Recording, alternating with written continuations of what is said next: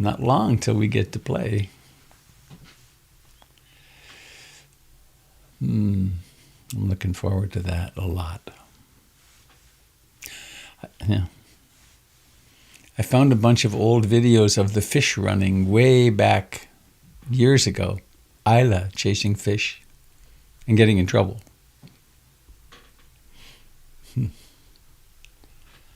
All right, so we have that, and we have that, and we have this. Record to this computer. Recording in progress. There we are. Well,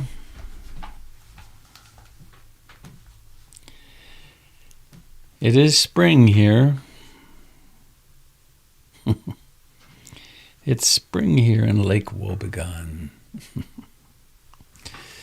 Camas Lilies. There's a little city called Camas, just a little bit up the Columbia from here.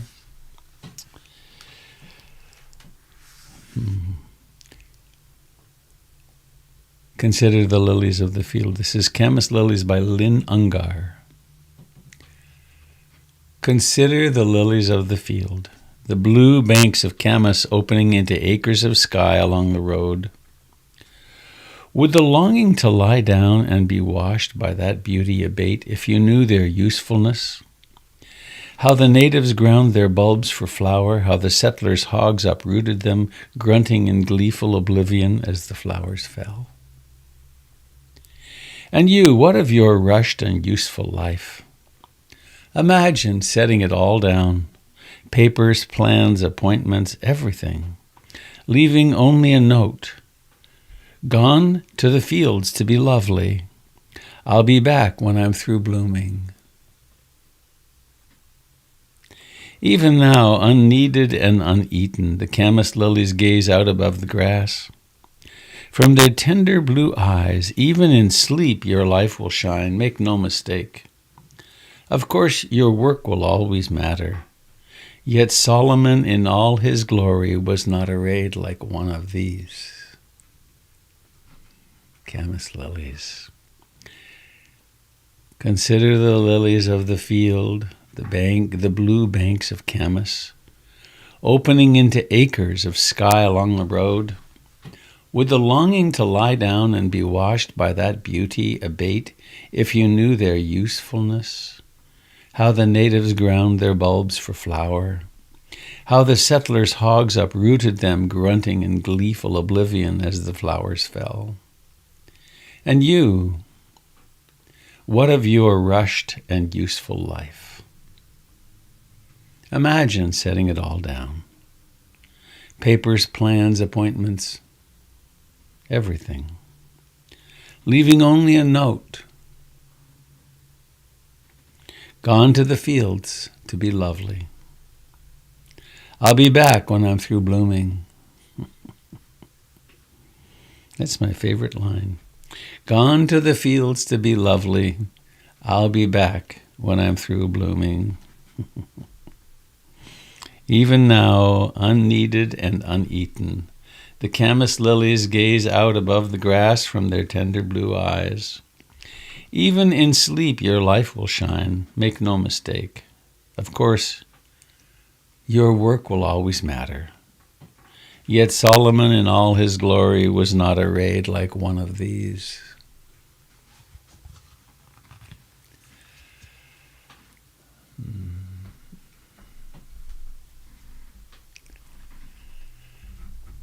So let's sit and be beautiful.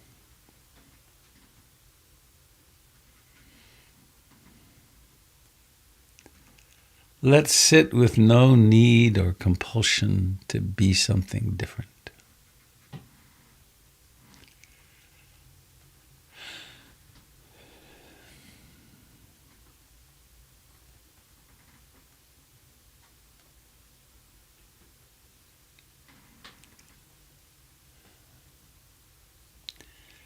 What if it's really possible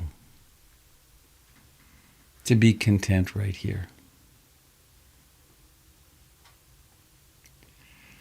To let that nagging or whining or shouting improve yourself voice dissipate.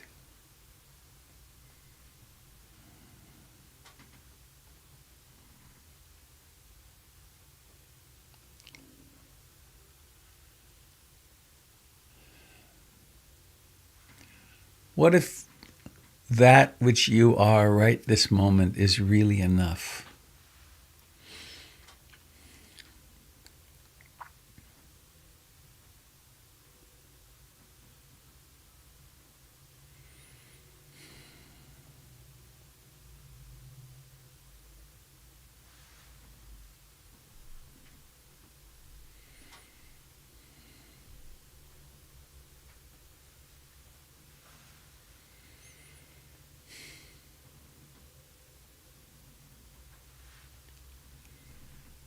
If we allow that, if we allow our beauty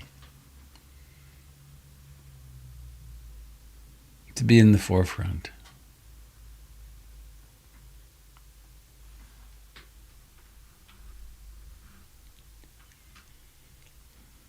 we could rest here. We can rest here. We can remind ourselves of the refuge in the Buddha, the Dharma, and the Sangha.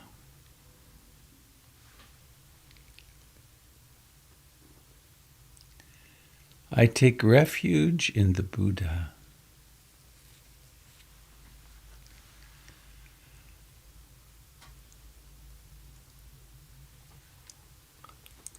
I take refuge in the Dharma, in the way things actually are.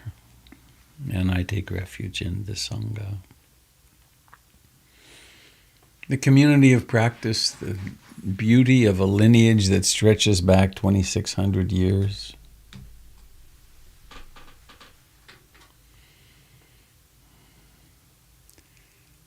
And the exquisite Sangha of all life.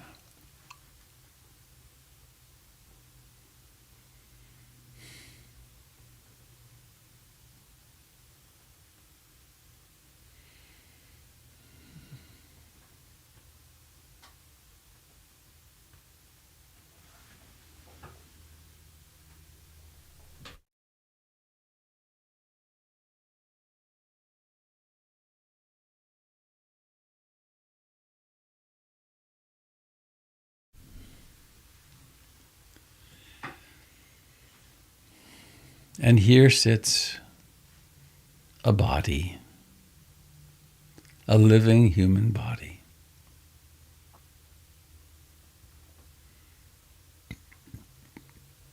And it comes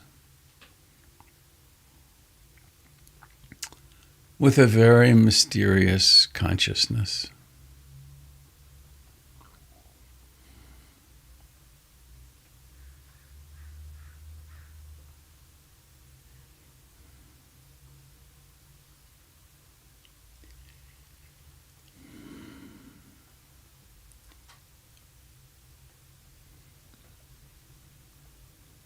And it appears possible to make the decision. It is at least apparently possible to decide, I am going to practice mindfulness of in-breathing and out-breathing.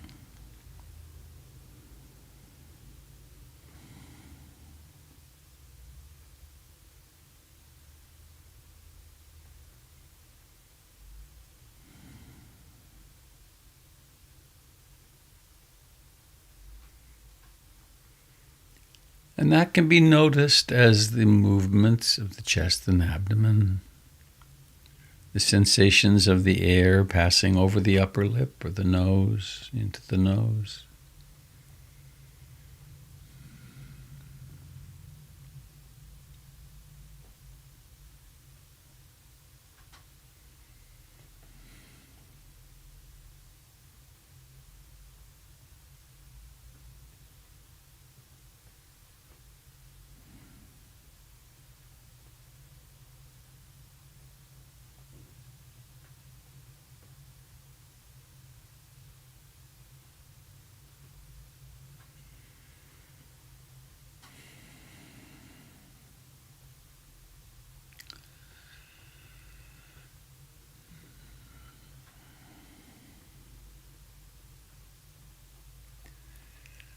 And the breathing exists within the context of the entirety of the livingness of the body.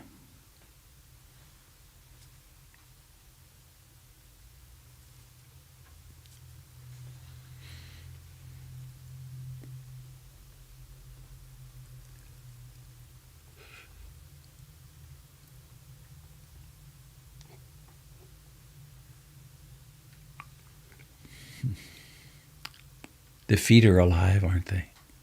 The toes, the arches. The ankles are alive, the Achilles tendon. The calves, life. The shins, life. The knees, the thighs with the outside and the inside of the thigh and the front and the back.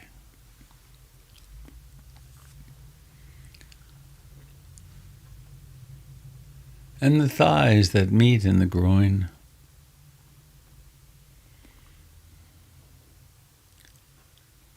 And the life of the genitals and perineum and anus.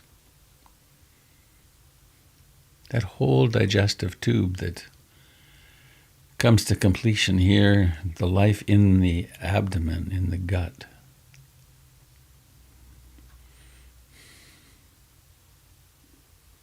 It's all alive, for now. The life of the pubic bone and then the abdomen and solar plexus, the chest. The life of the sacrum and the spine.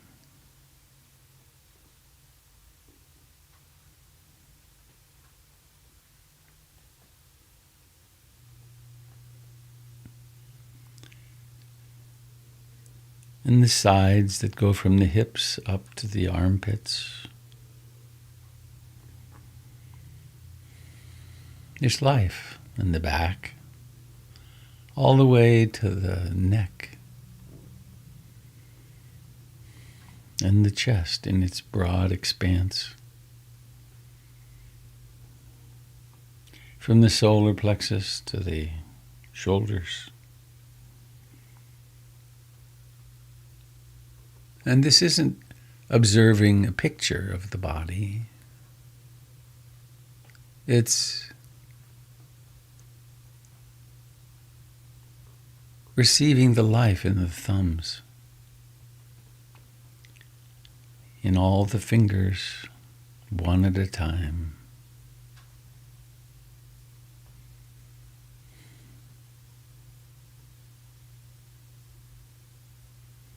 In the hands, the palm of the hand and the back of the hand.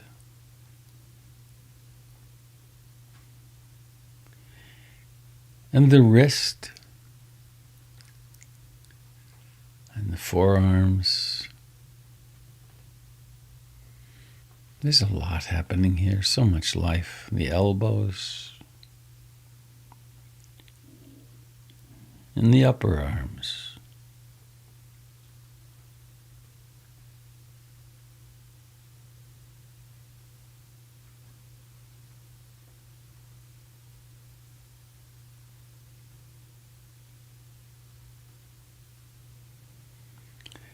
And the neck,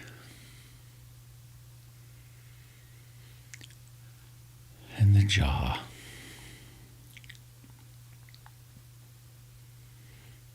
The neck has a front and a back and the sides, and the interior, the airway and the esophagus, the tongue, the palate, the teeth, the gums, the lips.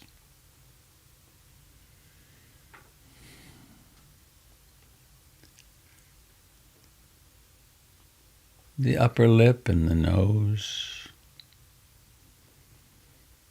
and the eyes, and the cheeks, and the forehead. and the scalp.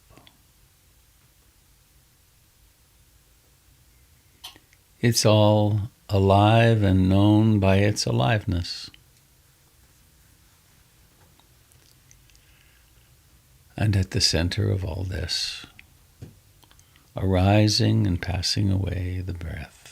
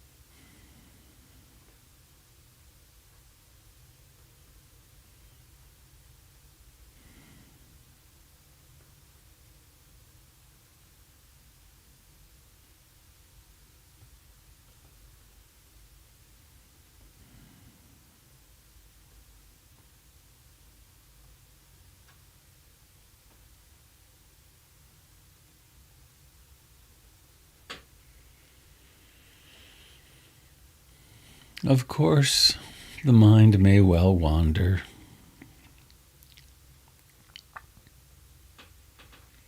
It's what it does. It's one of the things it does. It creates fantasies of a past and a future.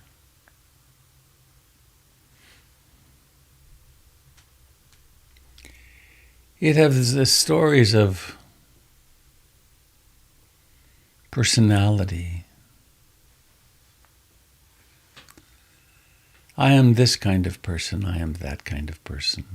I don't like this, I do like that.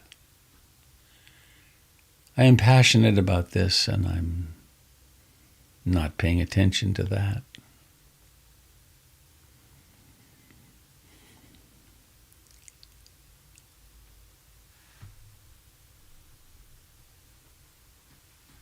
We set ourselves free from identification with any of it.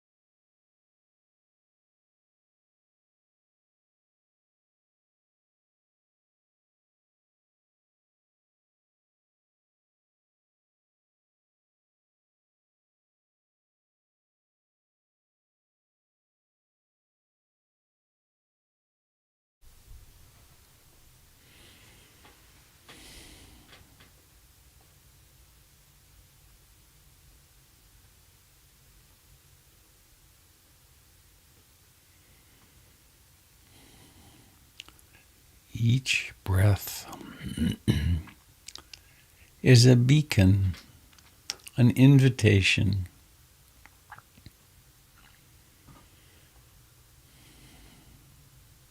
Be here. Be here now.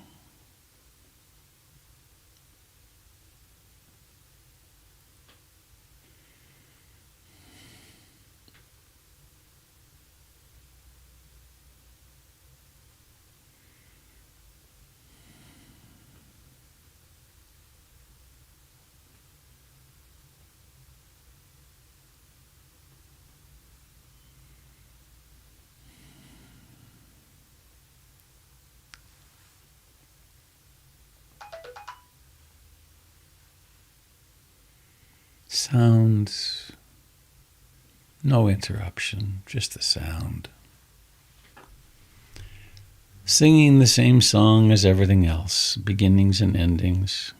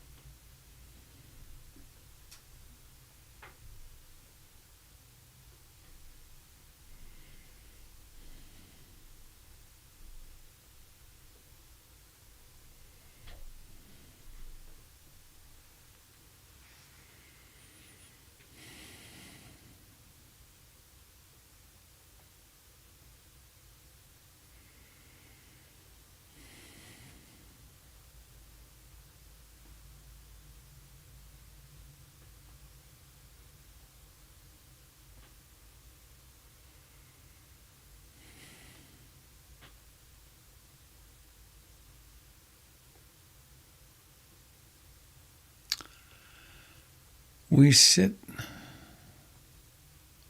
like rocks.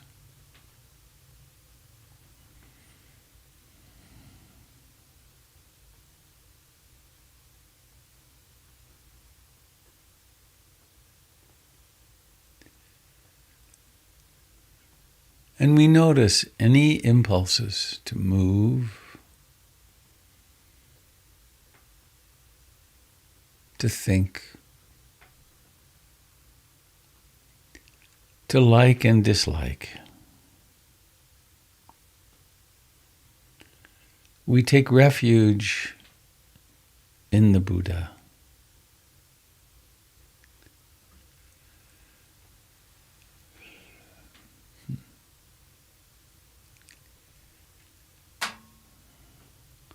We're like the millions and millions of birds who right now are engaged in their long flights north.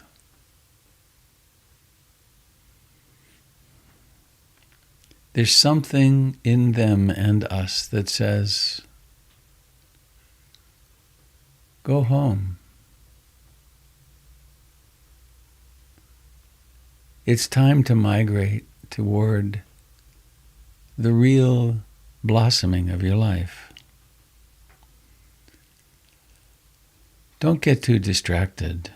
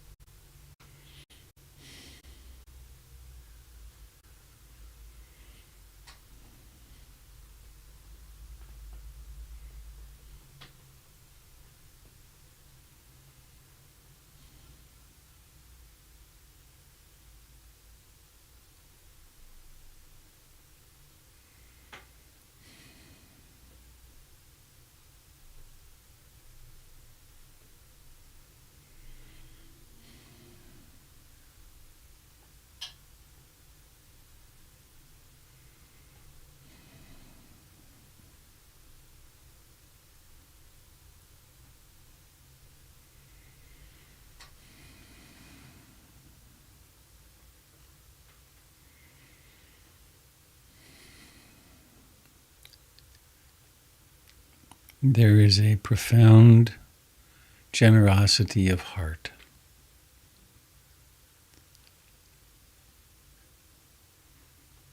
that comes as we sit here and blossom, as we emerge as that which we are.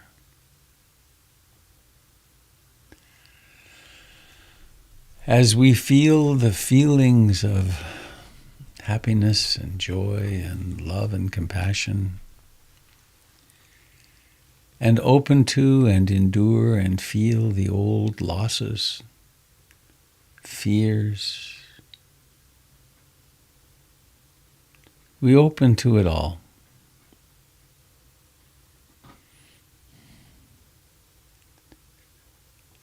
We open to the human condition, which is our condition. And in so doing, we open into love. In this moment, I aspire to love and accept myself exactly as I am. In this moment.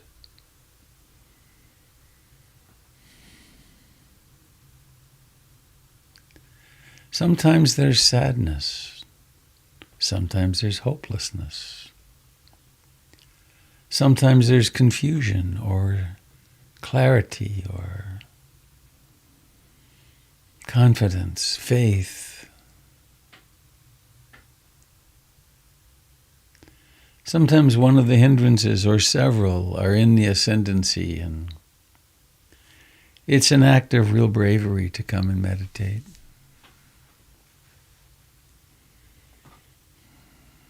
Sometimes it's even too much. Can't tolerate that much.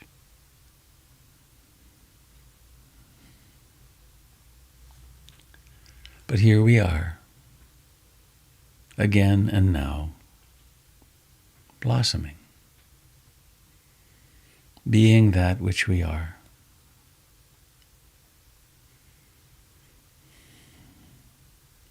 And awake to the entirety of the process.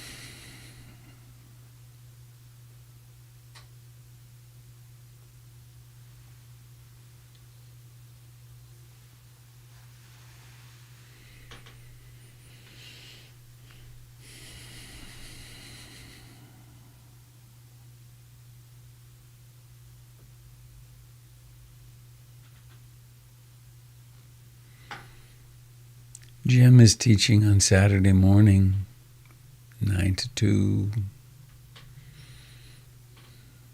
Info on the website. Candle on Sunday night, 6:30.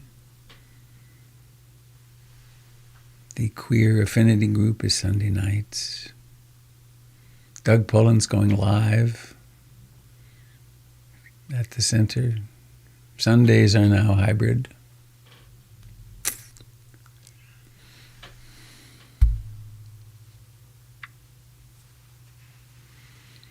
All the usual invitations. Hollyhock Retreat in May, end of May. Brighton Bush is June, but it's full with a waiting list.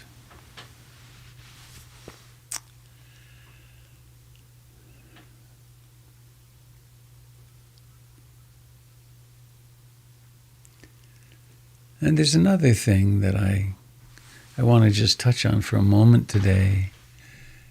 We had a board meeting yesterday, and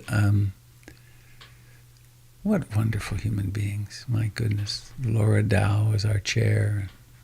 It's quite a remark.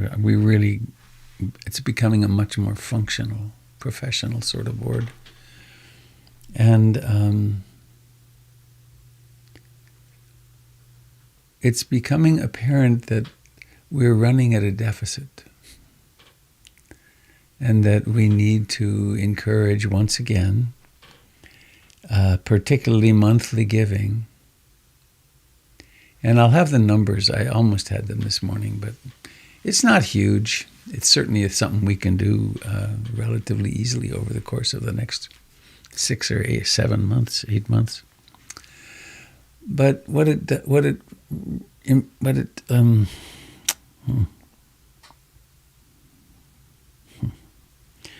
touches in me is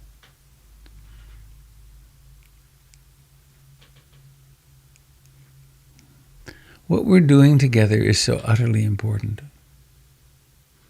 I mean, this is where the peace of the world comes from. This is where our relationships are forged in a way where we learn how to have tolerance with each other and patience, and where we learn to have love and compassion and patience for ourselves. And where we hold open the door for, it's so fun, especially this last 2 weeks at the center. There's all these new people I get to meet, and there's a wonderful fellow named Asa who appeared, who's a fine Finnish carpenter, and he's going to build some furniture for us. We need 2 boxes, basically cabinets, for the AV gear, of which there's more now with the hybrid work. And other people are coming forward and volunteering skills. And what we're doing is building our community. It's such an amazing thing. I'm understanding the meaning and the function, the reality of community now. In a way, it just keeps deepening and deepening my understanding of it, and how we rely on each other. And one piece of that, of course, is the financial. And I used to feel very embarrassed and difficult about talking about the financial, but it's just energy, really. And so I'd make the appeal now, and I'll give you some numbers next time, maybe tomorrow, I think, that if you are not contributing to PIMC, I invite you to do so. But not out of, I have to, and this is another stupid money, but with the delight of a small child feeding a hungry duck, according to Marshall Rosenberg. Please do not fulfill my request unless you can do it with the delight of a small child feeding a hungry duck. And so you may have some discretionary income, and you could make a contribution to PIMC, or even better, you could make a monthly contribution, and then it's much more stable for the process. So to think about and to enjoy as a practice, I would say as a practice. And I never can say exactly what I try to say. Doing is I kind of stab at it and get close, but there's something about love in it too. So that's all for now, and I want to ask you how you are and if you have anything you'd like to share. Good morning, Robert. I hear a quiet voice. Where? Yes, it's Pamela. I'm looking. Oh, hi, Pamela. There you are. I had a question. I tried online to find John Sumado coming. Was it the 29th of April or May? And is it the Friends of the Dharma? It is through Friends of the Dhamma, and it is May, I believe.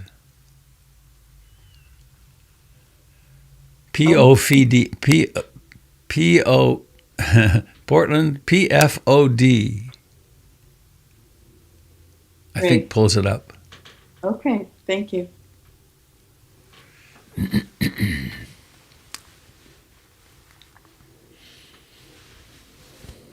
Good morning.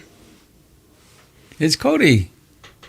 Hi, I have a question about some of the things that you were talking about regarding roles, maybe 2 weeks ago. Uh-oh. And See if I can remember. I'm sure people here remember, but my question is in terms of getting into understanding a right view of the world or right thoughts, right thinking, and just developing a right view of the world. And maybe you could help me understand as a teacher how you develop that. Your role, I think, is my question. Hmm.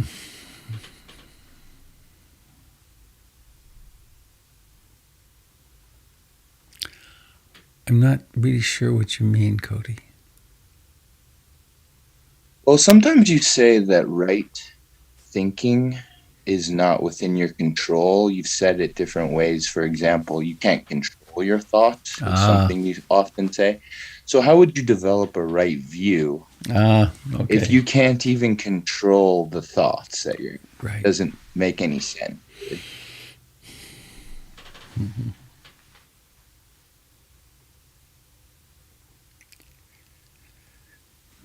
There is a paradox. There's the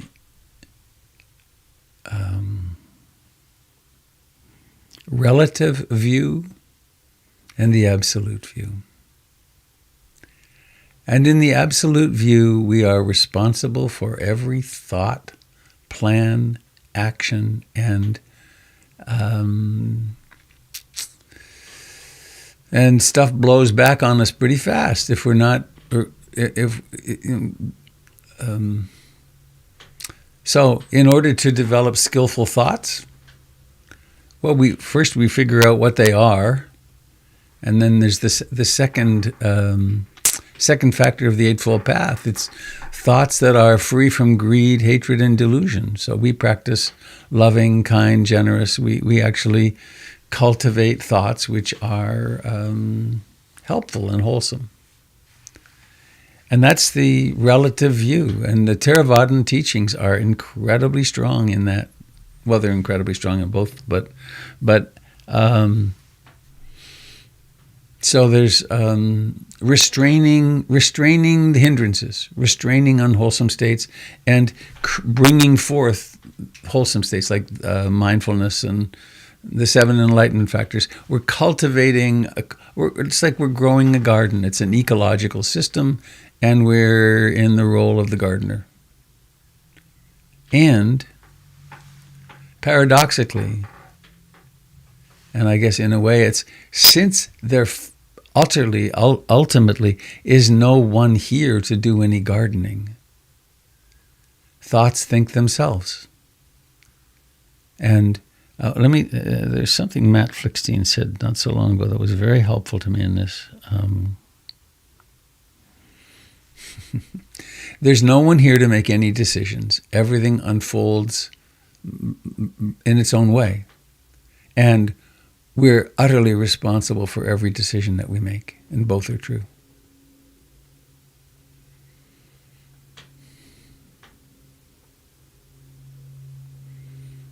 I'm not sure that was very clarifying.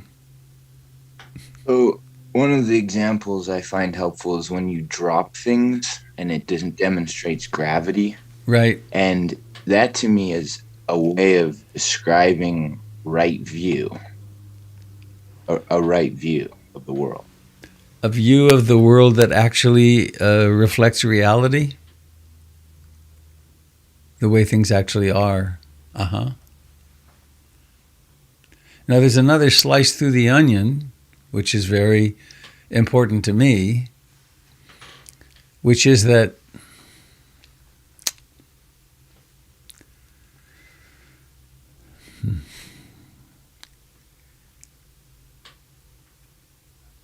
delusions are beliefs, thoughts, which we hold to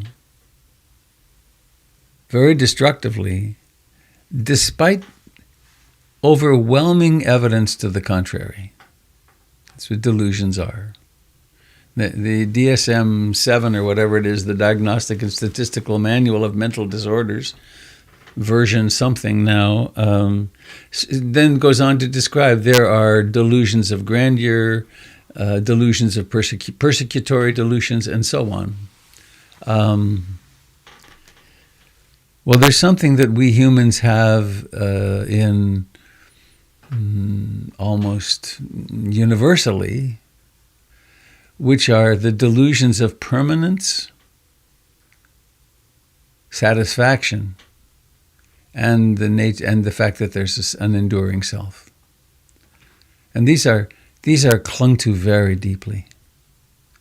And so,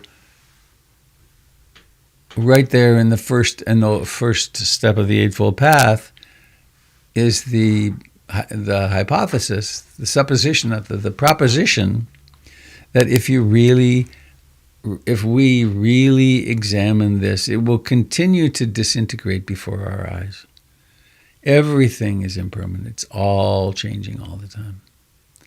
And no matter how wonderful the circumstances we find ourselves in, we don't get to land somewhere and say, yep, now I'm satisfied. I have reached that point where I am content, because it's all always falling apart and changing.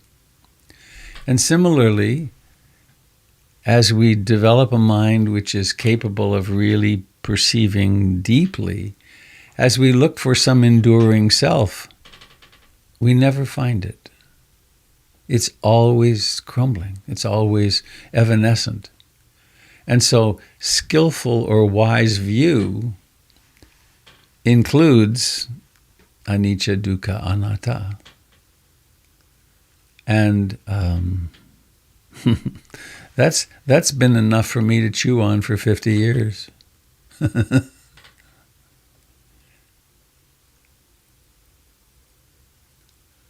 Is that touching what you were asking? Thanks a lot. One of my first teachers, I had a daily interview with him. I did a 2-month retreat, and every day he would start the interview with, what are you learning today about anicca, dukkha, and anatta? At the end of the retreat, we went for a walk together to debrief, sort of, and he said, so what did you learn about anicca, dukkha, anatta? And that has stuck with me, that's the central question.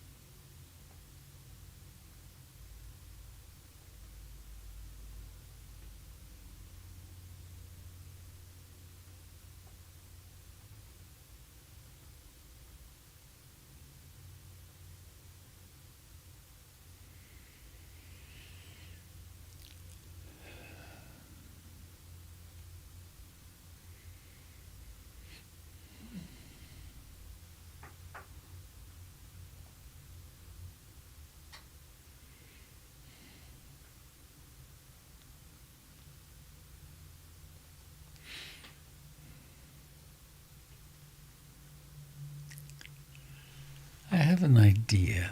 I've been thinking to do this. I'm going to sign off on